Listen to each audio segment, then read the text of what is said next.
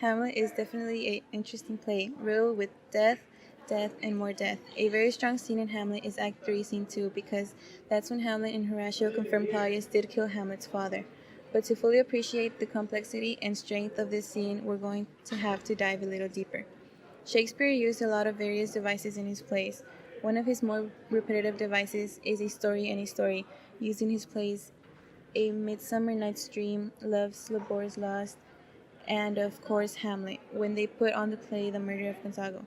The Murder of Gonzago is believed to be a real known play, at least in Hamlet's world, because Hamlet asked the theater company to perform it with a slight twist, meaning it must be a well-known play. Some historians believe that this play was based off a real Italian murder, when Luigi Gonzago murdered the Duke of Urbino in 1538.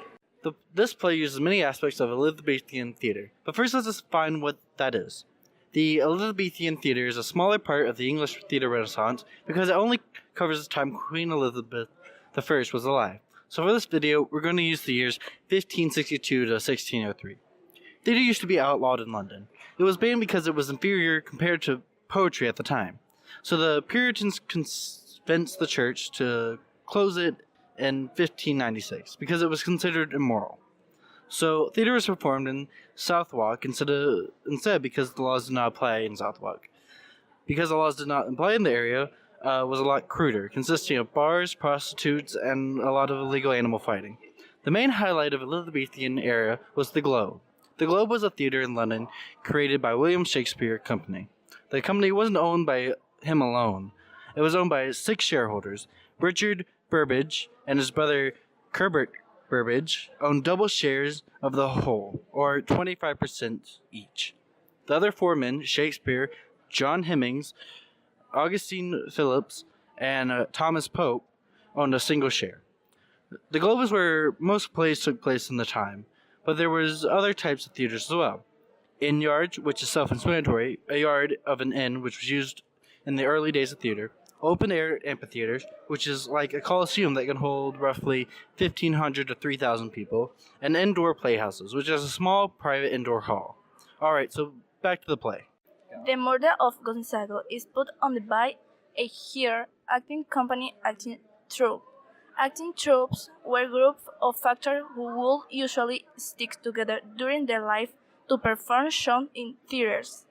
Interesting enough, the actors were not able to wear clothing outside of their social class because of laws until a get-out clause was brought to let them wear whatever clothes they needed for the role. The Murder of Gonzago is a tragedy which is one of this type of plays in the Elizabethan era.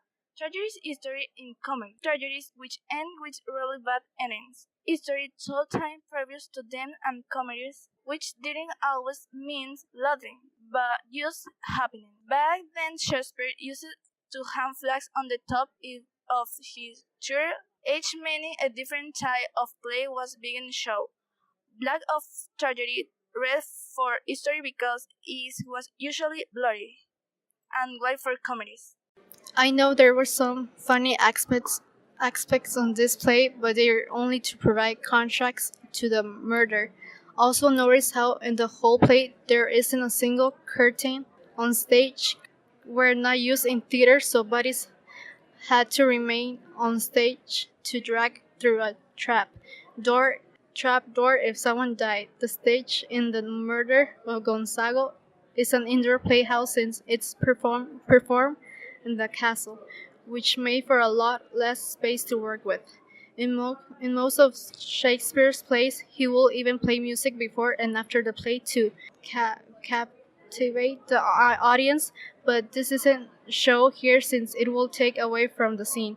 One thing that it's seen as comedy in our time, but normal in the past, is the fact that boys play the roles of women, which is why we see a man playing the queen. So that's what makes the scene so great.